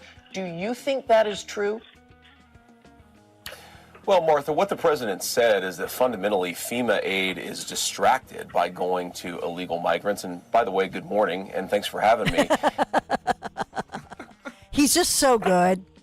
He's so good just by his inflection. Yeah, you can tell just by the first question that she's going to be asking a lot of. By the way, good morning. Good morning, by the way. Yeah. So it gets into it, and this is where I want Guy and you to jump in here, because I'm going to get back, and we're going to circle all the way back to censorship as we get there. But I want to delve into this Raddatz interview, because this made headlines yesterday, because Raddatz just, so J.D. answers on the hurricane, and they have a great back and forth, and J.D. just isn't backing down and telling, essentially, a lot of the comments from the Trump campaign has been to point out the Kamala incompetency, and she has no response for that, so she's got to move somewhere. So she goes to the next topic, being migrants. Here she cuts off J.D., making the great point about the hurricane switching to migrants, and listen how this goes, guys. People are worried that their government doesn't care about them. I'm much more worried about the incompetence of Kamala Harris's administration that led to that, more than Senator I am Vance, the fact that Donald Senator Trump Vance, I'm just going to say that local officials. So I just want to pause right there, because, Guy, I think that's a perfect example of what you're talking about when it comes to the First Amendment and censorship, because when they do these types of interviews, they're not even allowed to make these great points, right? Yeah, she interrupts. Yeah, well, because the objective is not to educate the voter, because the objective is not to encourage discussion. This is a series of, it's like throwing spaghetti at the wall to see what sticks. She has a list of questions to put him on the defensive and make him look bad. And the minute she senses he's not on the defensive, he doesn't look bad, it's on to the next topic. Because, again, the objective is not to educate voters or give voters something to think about or help voters think about how they may vote. It's to make him look bad. It's to harm him and President Trump. So we try hurricane relief. Well, that doesn't work. Then we try FEMA aid. That doesn't work. So then we move on to immigrants, and she don't like that answer. So it's just, what can I do to do it? And he's just sort of, like a superhero. He really is. Keeps blocking. Yes. He keeps just blocking. He's like Wonder Woman, so right? True. He just keeps using the bracelets, and they're bouncing off, and that's why they. God, I'm going to stop you right there. The amazing thing is he's available. He makes himself available to do this, and which is in contrast to his opponent. So I want to hone in on the immigration, because here's a continuation of Raddatz interrupting him and continuing on with that. She continues by trying to gotcha question on the Haitian immigrants, and man, J.D. handles this masterfully than any other politician handling an issue that I can remember. Take a listen. More than Senator I am Vance, the fact that Donald Senator Trump Vance, I'm just going to say that local officials and FEMA officials say that is just flat wrong. But I want to. We played some other comments about migrants, including in Aurora, in Colorado, where Trump said the city had been invaded and conquered by Venezuelan gangs. The Republican mayor of the city said flatly the city and state have not been taken over or invaded or occupied by migrant gangs. So do you support Donald Trump making those claims that the Republican mayor says were grossly exaggerated and have hurt the city's identity and sense of safety? I understand what you're saying, that some people left behind, but he's making these statements that the mayor is flat out disputing. But play the part where she says only about a handful of these apartment buildings have been taken over. These are large apartment buildings. We've all seen the video. Yeah. And Raddatz says only a handful, which represents, by the way, hundreds of individuals scared to open their front door because these armed gang members with big rifles are going through the hallways banging on doors. That's what J.D. Vance, that's what Trump was referring to. Because I know exactly what happened. Martha. I'm going to stop you. The incidents were limited to a handful Here of it is. apartment complexes, and the mayor said our dedicated police officers have acted on those concerns. A handful of problems. Only, Martha, do you hear yourself? Only a handful of apartment complexes in America were taken over by Venezuelan gangs, and Donald Trump is the problem and not Kamala Harris's open border. Americans are so fed up with what's going on, and they have every right to be. And I really find this exchange, Martha, sort of interesting because you seem to be more focused with nitpicking everything that Donald Trump has said rather than acknowledging that apartment complexes in the United States of America are being taken over by violent gangs. Boom. To me, that was just a mic drop moment, and she knew it. She did. Right? She definitely knew it right there, and she backtracks and essentially agrees with him, saying, yeah, you know, it's just apartment building. And then finally, to bring it back to the First Amendment, and this is where I want Guy to hop in here again, is she continues by asking the question that you hear asked over and over again. Do you accept that the 2020 election was lost by Donald Trump?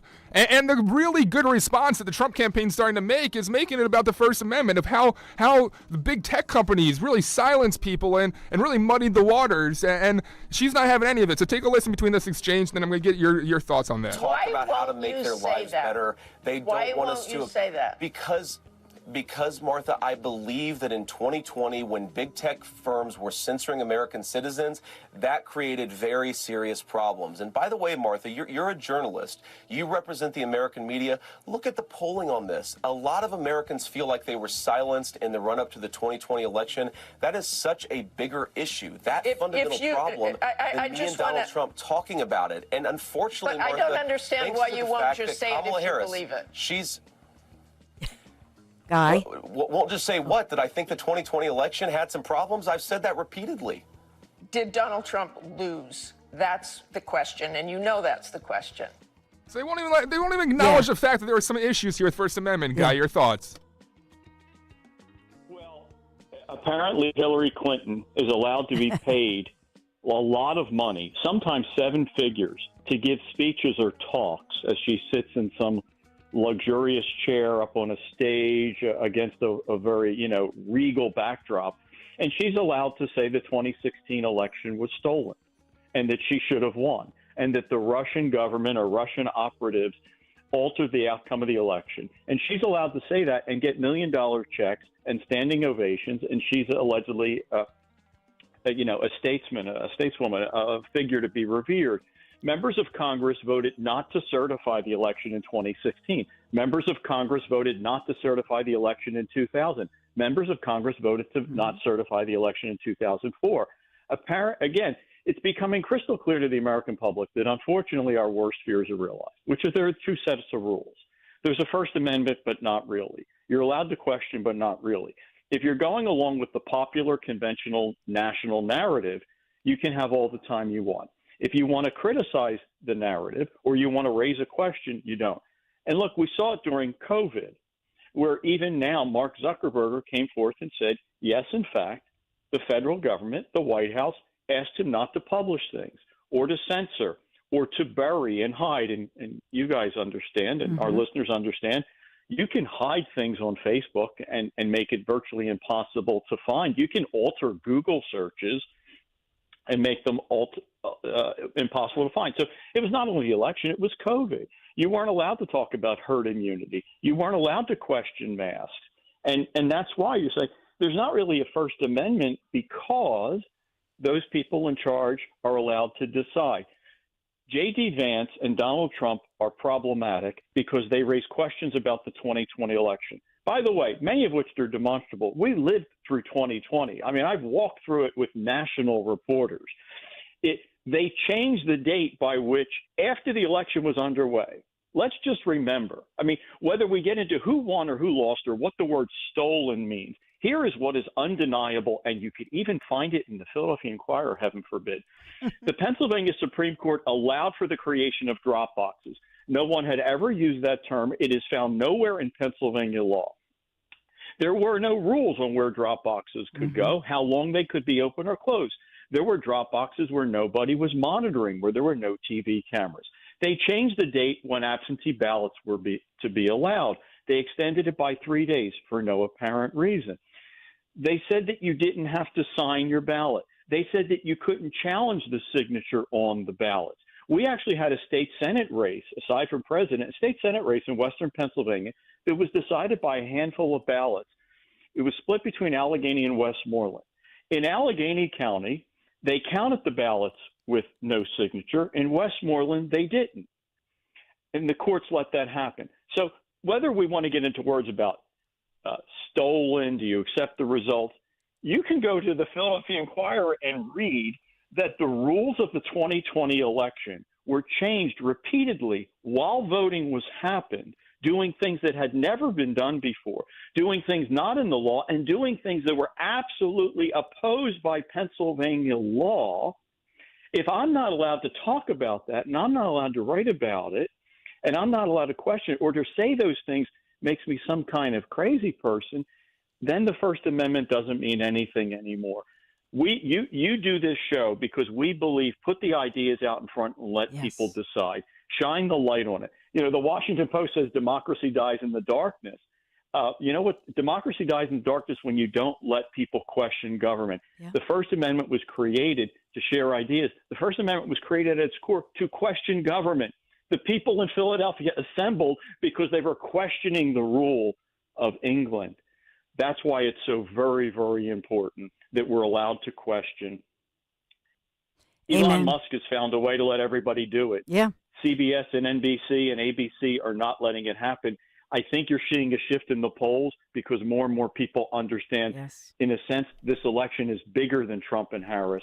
This is about the future direction of the country. Absolutely. I don't mean to interject, but I just want to play one more clip from this Radis interview because it really underlines what exactly you're saying there, Guy. Because in the interview, Vance specifically calls for persecutions not based on politics, but based on the standard law and order. And when he's doing so, Martha cuts him off and specifically says, let's get back to Trump rather than actually talking about issues and solutions. Take a listen. Look, under the last 3.5 years, we have seen politically motivated after politically motivated prosecution. I'd like us to just get back to a system of law and order where we try to arrest people when they break the law, not because they disagree with the prevailing opinion of the day. And there's a fundamental difference here between Donald Trump and Kamala Harris. Donald Trump may agree or disagree on a particular issue, but he will fight for your right to speak your mind without the government trying to silence you. Kamala Harris has explicitly Senator Vance, censorship. I want to go back to Donald Trump. We've got to get a Department of Justice that believes in the First Amendment, Martha. The First Amendment is the bedrock of our Constitution. Senator, we have Kamala Harris who doesn't Senator, even we're believe just in about it. out of Go ahead, time here. Kind of ironic, the point he was trying to make. Yeah, and again, I think, Dawn, what I think is happening is, well, you talk about it a lot, and talk radio talks about these things a lot as a forum, and you see it on X. It's now becoming, you know, you were talking about these things in March. Many Americans, because they're busy raising their kids, they're busy leading their lives, we're busy trying to keep up with everything. You know, millions of people are honing in at the end. Yeah. And I think they're seeing a pattern. Yeah. I think they're seeing the pattern, which is, I may not like Trump, but they sure as heck don't like him to talk. I don't really know who this J.D. Vance guy is, but every time he tries to talk, they shut him off. Now I remember COVID. I wasn't allowed to question my kids going back to school. I think you're seeing a pattern, which is you're allowed to talk if you toe the party line. If you don't toe the party line, you're not allowed to talk, and they're going to call you names. And that's why I think people are seeing this is bigger than it. And that's why I think you see somebody like Elon Musk saying, this is beyond party and beyond people. I want to defend capitalism. I want to defend free enterprise. I want to defend the right for us to talk and fight through issues and let the public in on it. And that's what's at stake. And I think what the clips that you've played in that interview yesterday, That's the whole race in a nutshell. This elitist idea that a few people can be harassed and it's okay. It's not a big problem. We shouldn't talk about it nationally. It's a few people. I wonder if it was a few apartment complexes in Lower Merion or in Gladwin. Can you I wonder imagine? if we'd talk about it then. So that's what this whole race is about. It's the sense that there's an elite group that has the better ideas and is entitled to a better life, and the rest of us should just keep quiet about it. And more people in the center are saying, this isn't just about me, it's about bigger things, which is why I think you see the tide turning. Guy Shiraki, until next time, and we'll look forward to your piece in Broad and Liberty tomorrow morning on more on the First Amendment. Thanks, Guy. Thanks. Have a great day. You too. Have a blessed Monday. By the way, speaking of Elon Musk, I don't know if you saw this over the weekend, but SpaceX making engineering history yesterday. Pretty cool. A test flight of the massive Starship rocket. And they did this the first time where you see as it's coming back down on the landing pad, and the bigger rocket has like these chopstick kind of arms, catches the returning booster with these mechanical arms as it descended back to the launch pad. It's considered an engineering feat. As you're doing it, it's the 400-foot Starship rocket designed to be reusable and launching from the company's Starbase. I mean, Tony Stark, here it is, Iron Man. This is amazing, but, these are the kind of headlines that Elon Musk is getting on other sites. They're just praising his genius, if you will. The video is incredible, but he posted on X, the tower has caught the rocket. And so it's unbelievable, but it's considered an engineering feat. We're now down to 3 rapid engines. My God. We can see those chopsticks. Look at It looks fake. That's crazy. It does look fake. That's amazing. Sorry, it's more of a visual thing for those on the radio, but yeah. But if you can imagine, it's coming down. And if you didn't know what was going on, you're like, oh my gosh, this thing comes out with these mechanical arms like chopsticks and grabs it. So they're saying, the terms in the science world, magical. Everybody praising him, and so just one more reason I think he gets the eyeballs from people going, man, this guy is amazing for our times. He's a genius, thinks outside the box, and talks about. Musk most endorsements don't count for much in this business, but Musk is incredibly popular, and he has an appeal to a demographic that Democrats have been struggle with. And to some people, that they see him as that's Tony Stark. He's the world's richest man, and he's undeniably a brilliant guy. So I think that is a situation for Democrats we would have to. So that's Pennsylvania Senator John Fetterman, as you know, a Democrat. More and more, the guy who had the stroke and continues, thank God, to recover, makes the most sense, right? And so a lot of people made fun of him, but I see now why he was so popular, and the fact that he has stuck to his beliefs when it comes to supporting Israel and saying how wrong it has been. For example, the anti-Jewish sentiment, anti-Israel sentiment that's here. And I know that his own party perhaps is not so happy that he makes these comments, but he's telling his truth. There it is. So we'll talk more about it. 855-839-1210.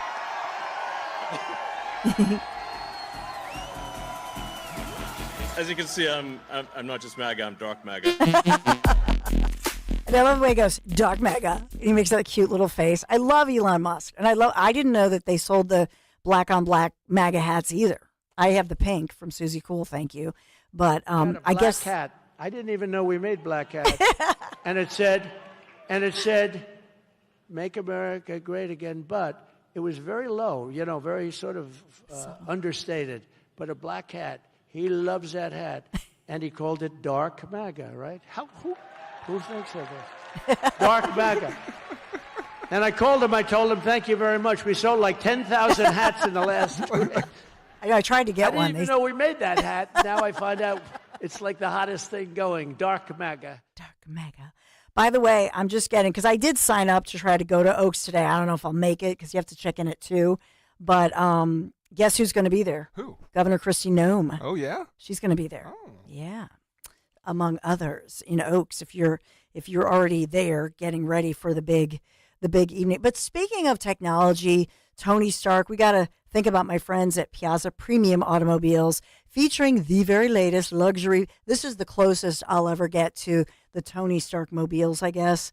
But the latest luxury vehicles from today's top brands: Mercedes-Benz, Jaguar, Land Rover, BMW, Porsche, Alfa Romeo, Maserati, and more. These models have sleek new designs, innovative features powered by the very latest in technology, with thousands of new and certified pre-owned vehicles available across Pennsylvania, Delaware, and New Jersey dealerships. Piazza Premium Automobiles stands out. Visit them, piazzapremiumautos.com, Piazza, piazzapremiumautos.com. Tell them Dawn sent you. Weather sponsored by Robert Half. We'll get down into the low 50s overnight. Clear conditions. Mostly sunny tomorrow, high 77. We'll stay on the warm side for Sunday, high 80 and mostly sunny. Monday, 65 will be our high, partly cloudy. And Tuesday, much cooler, high 58, mostly sunny. 9 out of 10 hiring managers are having difficulty hiring. Robert Half is here to help. Our recruiting professionals utilize an award-winning AI to connect businesses with highly skilled talent. At Robert Half, we know talent. Visit roberthalf.com/talent today. Wesley Financial Group is not a law firm. Hi, I'm Chuck McDowell, the timeshare cancellation guy and founder of Wesley Financial Group, and I want to set the record straight. I am not an attorney. I've never wanted to be an attorney, and the truth is I really don't even like attorneys. If I sound like an attorney or if I look like an attorney, I'll apologize. But what I've learned in my 15 years in the timeshare cancellation business is you don't need to be an attorney to get folks out of their timeshare. At Wesley, we've helped over 40,000 families cancel their timeshare without me being an attorney. And I want to share with you how we do it. Just give my office a call, and you will not talk to an attorney. And I guarantee if we take you as a client, we'll get you out of your timeshare, or you'll pay nothing. Call now for your free information kit. 800-714-9090. 800-714-9090. 800-714-9090. Julia owed the IRS thousands. I was paralyzed with fear. Then I heard a commercial for Optima Tax Relief. Optima Tax Relief is the leading tax resolution firm. A+ rated by the Better Business Bureau and experts in the Fresh Start Initiative. Optima Tax Relief settled my IRS tax bill. Call Optima now for a free consultation. It was amazing. Call 800-354-2840. 800-354-2840. Optima Tax Relief. Hi, this is Dom Giordano. How about capping off NFL Week 6 with a chance to win on FanDuel in partnership with Valley Forge Casino? America's #1 sportsbook. New customers can bet $5 and get $300 in bonus bets if you win a bet on tonight's game. So we have Garrett Wilson, go with him, over receiving yards, James Cook, over rushing yards, and Dalton Kincaid, anytime touchdown for tonight's Bills at the Jets. Just visit FanDuel.com/Dom. That's FanDuel.com/DOM. Dom. To make every moment more this season, FanDuel, an official sportsbook partner of the NFL. You have to be 21 plus, present in Pennsylvania. First online real money wager only. $5 first deposit required. Bonus issued as non-withdrawable bonus bets, which expire 7 days after receipt. Restrictions apply. See terms at sportsbook.fanduel.com. Gambling problem? 1-800-GAMBLER. In a world filled with financial information, Citizens can help you make sense of it. So whether you're signing up or hitting snooze on some financial newsletters, scrolling through your socials that all seem to be saying the same thing, or getting together with your neighbors at a cookout to game plan college funds, you're ready to make the most of it. Make sense of your money with Citizens. Learn more at citizensbank.com/made-ready. Roofing or siding issues? Don't wait. Call Emmons Roofing and Siding. We provide comprehensive roofing and siding services with a focus on quality and customer satisfaction. And our warranties ensure peace of mind for you and your family. Protect your home with the best warranties available in the industry. Call Emmons at 856-885-6677 or visit callemmons.com. From top to bottom, To inside and out. at Emmons, we have you covered. Do you owe $10,000 or more in credit card debt or personal loans? With credit card debt at all-time highs, Debt Relief Advocates is urgently notifying consumers of debt relief now being made available, designed to aid consumers with out-of-control credit card debt. Those who qualify and enroll for this relief program will only have to pay back a fraction of what they owe. This is not bankruptcy or a debt consolidation loan. This is a relief program that credit card companies would rather you not know about, as it ends your debt nightmare and saves you lots of money. Consumers owing at least $10,000 in credit card debt or personal loans can now take advantage of this debt relief as the cost of living skyrockets. Debt Relief Advocates has established a relief hotline for you to call to learn what debt reduction you may qualify for, so don't wait. For this free information, call the relief hotline at 800-525-8448. 800-525-8448. 800-525-8448. Hey girl, it's your new night guy, Jimmy Fallon in the house from 7 to 10 p.m. on Talk Radio 1210 WPHT and free on the Odyssey app.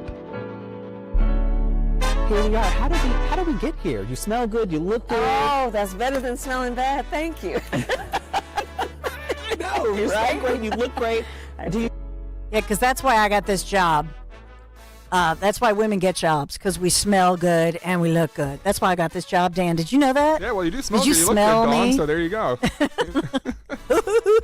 With the laugh, right? Yeah. What station was that? That's the Shade Room. Okay. Yeah, it's a black entertainment site that Kamala is doing an interview for today. You smell good, you look good. Yeah. Wow, Yeah. those are presidential qualifications there. Here we are. How did we get here? You smell good. You look good. Oh, that's better than smelling bad. Thank you. I know. You smell great. You look great. Wow, Yeah. that's a hard-hitting interview. Tough questions. I'd have more respect for her if she said, well, not for nothing, but I have more qualifications than that, buddy. I don't know. It's kind of insulting, right? I mean, that's all he could say. That's all he could say. You smell good and you look good. That's his reason for supporting the Vice President of the United States of America and wanting her to become president. You smell good and you look good. You know what I'm saying? I love that little laugh you have. It's very Sorry, cute. it's just such a stupid question. I mean, yeah, it's They are part of the cultural, economic, civic fabric of our community. okay. yeah. So I got enough of her already. I know. That was a hard-hitting interview there from the Shade Room. And has she done Charlemagne the God yet in New Was York? that this morning or? I don't know. So Charlemagne sometimes is not that puff interviewer and asks some provocative questions. And remember, Charlemagne's the one who got her in trouble because one of the last famous interviews with the vice president, he asked her if she smokes weed and she said, well, I'm Jamaican. Remember that? Her dad, Yeah. her dad, who is MIA, wasn't even at the DNC because they don't want anybody tying this Marxist, whatever. He's a Marxist professor, the economist, by the way. I want to update you on the breaking news of this morning. We talked about this in Kale and Company just real quick here, that first responders saw on that scene of that bizarre train accident turned deadly for one person. And so we don't have the name of the person killed, but they now confirm it was the train operator. So this is South Jersey, Mansfield Township, train traveling southbound from Trenton, and this huge old tree, I'm saying old, but this huge tree falls on it and just crushes it just north of the Roebling station, killing the train operator who was trapped. And they were trying to just get him out of there and then released fairly recently. This happened about 6 o'clock this morning. I just wanted to update you on that. But of the 45 passengers, about 24 sustained injuries. So just what a freak accident this morning, New Jersey River Line. Yeah. So a tree just randomly fell on Just this? Wow. just fell on this train. My God. I mean, that's just crazy. Yeah, that's tough. I'm Prayers sorry. to all those families out there dealing with that today. I know. Oy. Well, they had a staging area, and families were, because you're commuting to work, so they were calling people's families, letting them come to the staging areas, and then assessing all of the injuries. So great job to those first responders. Do you have the line in front of you that was? Yes, it was I did. No, I moved past it. It Okay, was, sorry about that. Sorry. No, it's 6 o'clock this morning, New Jersey River Line light rail track right near US 30. I'm just looking for that information. Also, Route 130 southbound between Burlington and Kincora Roads, that was shut down too. So that was the extent of the information I had on it. Yes, that's the line that runs right along the river there, and obviously with the river line name. And yeah, it's tough. They were taking one of the staging areas was at the Riverfront Motel, by the way. It's terrible. I'm sorry. Yeah. I'm sorry to hear that. Yeah. To go back to Kamala, I do have the clip of her with Charlamagne the God talking about marijuana. You want that? Sure. Also, and I know the answer to this too, they say you oppose legalizing weed. That's not true. I know. and look, I joke about it, half joking. Half my family's from Jamaica. Are you kidding me? They be so mad at you. Right. Yeah. No, I do not. No. So she got in trouble for that one with Daddy. Yeah. Daddy, who was banned from the DNC. Yeah. How about that? And her mom. And nobody mentions it. No, do you notice that? I know I'm going back to the past, but nobody brought that up. That obviously her mom, who was the primary, they got divorced, but nobody mentions the fact that, yes, mom is deceased, but dad is alive and well. And a biggity big, retired but emeritus professor, right? At Berkeley, right? He teach about communism? Marxist. Is that true? Yeah. Okay. Cool. You can look him up. Economist. Yeah. There it is. Speaking of the California economy. Charlamagne the God, 5 p.m. Eastern on tomorrow, Tuesday. Oh. On all radio stations that broadcast the Breakfast Club, which is ironic because 5 p.m. is a very late breakfast. But yeah, that is. Huh. 5 p.m. tomorrow. Oh, they wake up late. So by the way, speaking of the California economy. What happens when you're smoking a lot of marijuana? I know, right? You just get the munchies, wake up around 4 p.m., listen to Charlamagne the God. Changing consumer tastes are having a dramatic impact on the wine industry, and California's Central Valley and around the states, their wine grape growers are saying that the wine industry is suffering, having less success, and that they're considering just not harvesting a lot of their grapes. So they're saying it's a sign of the times that people are not spending the money on the California wines. Do you think that's true, Dan Borowski? I think they're overrated. I mean, I think they got really corporatized. There's a lot of celebrities that have like social media wines that are driven out of California, and they're just not. I don't want to diminish any kind of small business or anything, but a lot of them just aren't that good when you compare them to. I mean, Jersey wines are fantastic. You got a lot of the fruit wines that are great, and Maisie and I are big white wine drinkers. So we're doing a lot of Pinot Grigio, Chardonnay. So a lot of the wine we drink is now coming from New Zealand when previously we drink a lot of California wine. But yeah, New Zealand's really taken over at our house, and Jersey wines for fruit wines and sweeter things. No red wine, though. Red wine's gross. What? Yeah, it's gross. Oh, come on, everybody. Why do you bring this up? When... Are you kidding me? No, it gives me heartburn. It's warm. Heartburn? A lot of times. Like, do you drink grape juice warm or do you cool it? I love red wine, but after the Italy trip... You're ignoring the question. I am ignoring. I'm pivoting. After the Italy trip, I will tell you that I love the Italian wines. Yeah. Like, it's so much better. It's so delicious. Yeah, well. And, I think part of this is I will not buy California wines because they have... I know all wines have a little bit of something in them, sulfates, whatever you want to say, but they're loaded with them.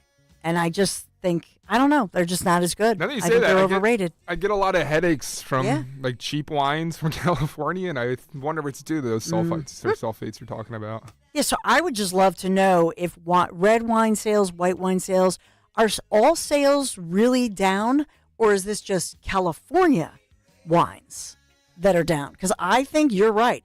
I think the California wines, they're more expensive, they're overrated, and yes, in this economy of Kamala-nomics or Bidenomics, whatever you want to call it, I think that people are saying, I like our little local wine from our local place, and it's much more affordable. I'm already getting trashed for my take on red wine. I know, thank you. Especially on Columbus Day when all these Italians out there, preparing. And That's right. having Excuse great me. Columbus Day?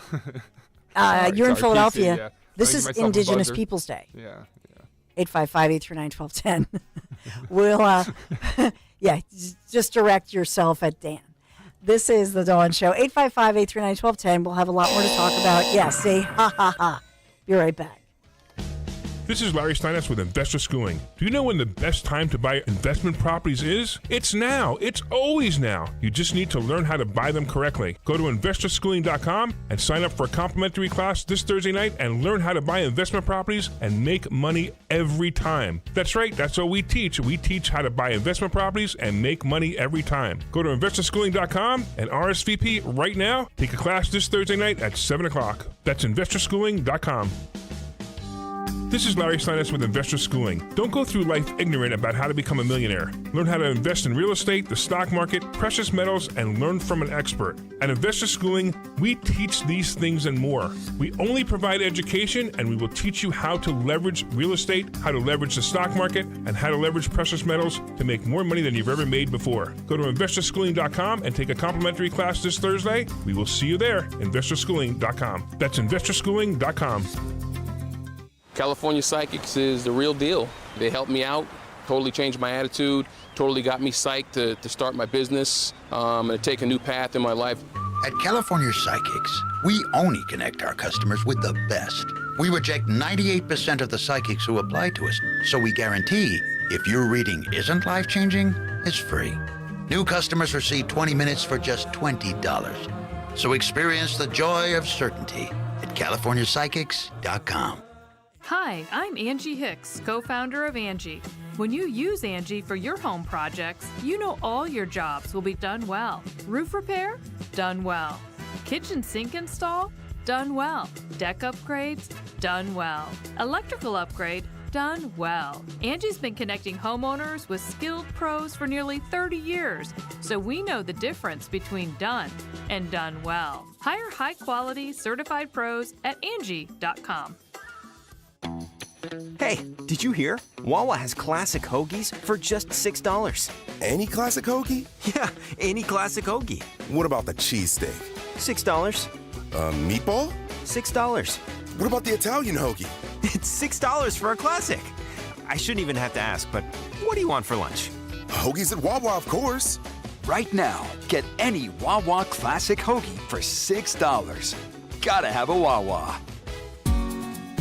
Hi, this is Dom Giordano. I want to talk about my friend, dentist, and board-certified prosthodontist, Dr. Robert Bentz, and the Bentz Dental Group. With the cooler weather, it's a great time to stop procrastinating. Take care of your dental health. Plus, now's the best time to see a prosthodontist, especially to help with complications as we get older and help prevent major problems. Get the smile you really want. Take control of your oral health. Call the Bentz Dental Group, 610-272-6949. Visit BentzDentalGroup.com.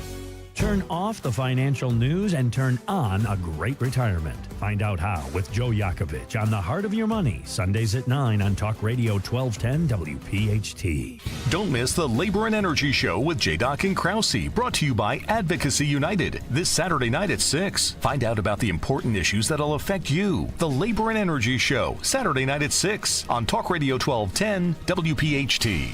Hey, Dawn here. When it comes to your home, trust is everything. For 45 years, Kitchen Magic has built a reputation for transforming kitchens with precision and care. From custom cabinets to countertops, backsplashes, in just a few days, your dream kitchen becomes a reality without all the hassle. Trust the name your neighbors have relied on for decades. Kitchen Magic. Get your free in-home consultation at kitchenmagic.com. Kitchenmagic.com. Let's cook up something extraordinary. Tell Dawn sent you. Honey, I'm going to Wawa for dinner. Okay, but Ben wants pizza. Yep. And Nick wants a burger and fries. Right. Oh, and the twins, they won't touch anything except for mac and cheese. Exactly. Wawa has something for everyone for dinner, so I only have to make one stop to make everyone happy. So, what do you want? Well, if you're going to Wawa, I have to have a hoagie. From burgers to hoagies and everything in between, Wawa has dinner for everyone. Be sure to follow Talk Radio 1210 WPHT on the free Odyssey app. Download it now.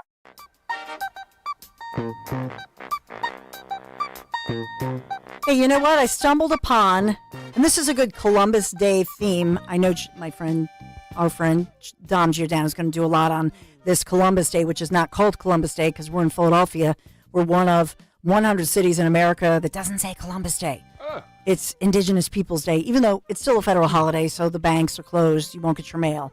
But this is another case of bias by omission. Just a second ago, I saw a headline. Changing consumer tastes are having a dramatic impact on California's wine industry with sales way down.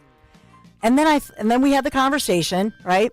And now I look, and yes, Italian wines are gaining in popularity, and the Italian wine industry is booming. So California, their wines, they suck, their wines suck. But they also go into it that 16.8 million people in the United States identify as Italian America. That's according to the Census Bureau. 50,000 plus Italian restaurants in the United States.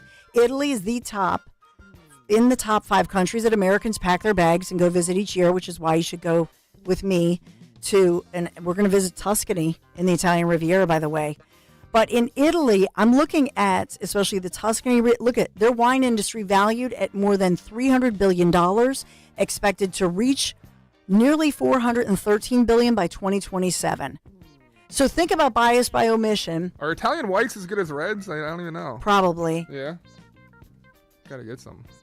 But yeah, you're right. I'm a red lover. Bias by omission. Bias by omission. It's the Italy market.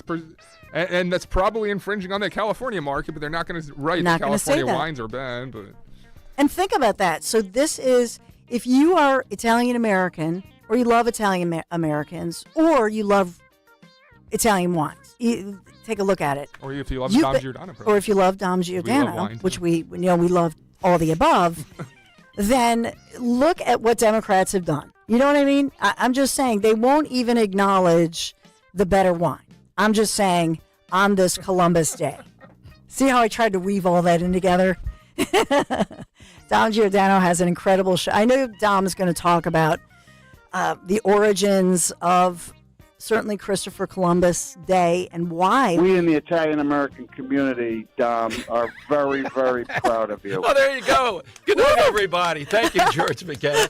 We love George. Thank you. It's not on the radar screen. LaSalle says it's mid-semester break. St. Joe's, same thing. St. John's, they actually are against Columbus now. You're one of the big highlights and beacons in the Italian-American community in Philadelphia. Let's all have some Italian wine, love George. I know, right? Thank you, George. Hey, Don, we're going to talk. I thought J.D. Vance yesterday with Skeletor Raditz was the perfect manner in which she dealt with this, saying, listen to yourself. Yes. And she had to keep on driving, saying only a handful of apartment complexes taken over by these vicious Venezuelan gangs. Only a handful. Only a handful, which represents hundreds of people. This is the tactic, and Republicans have to do it more. They always acknowledge it, but they're trying to tell you it's no big deal to them. We're also going to talk with Linda Kearns because 60 Minutes did a deep dive with Al Schmidt and Tom Corbett. Oh, Tom Corbett, noted Trump hater. Yes. And we have to note that Dom had on Al Schmidt right before 60 Minutes. So there's that. Beat him, Dom. He wants to come back, too. Let's note that. Oh, yeah, boy. Yes. That's good. Another great Dom show. It's Monday. It's Dom Day. Have a good one.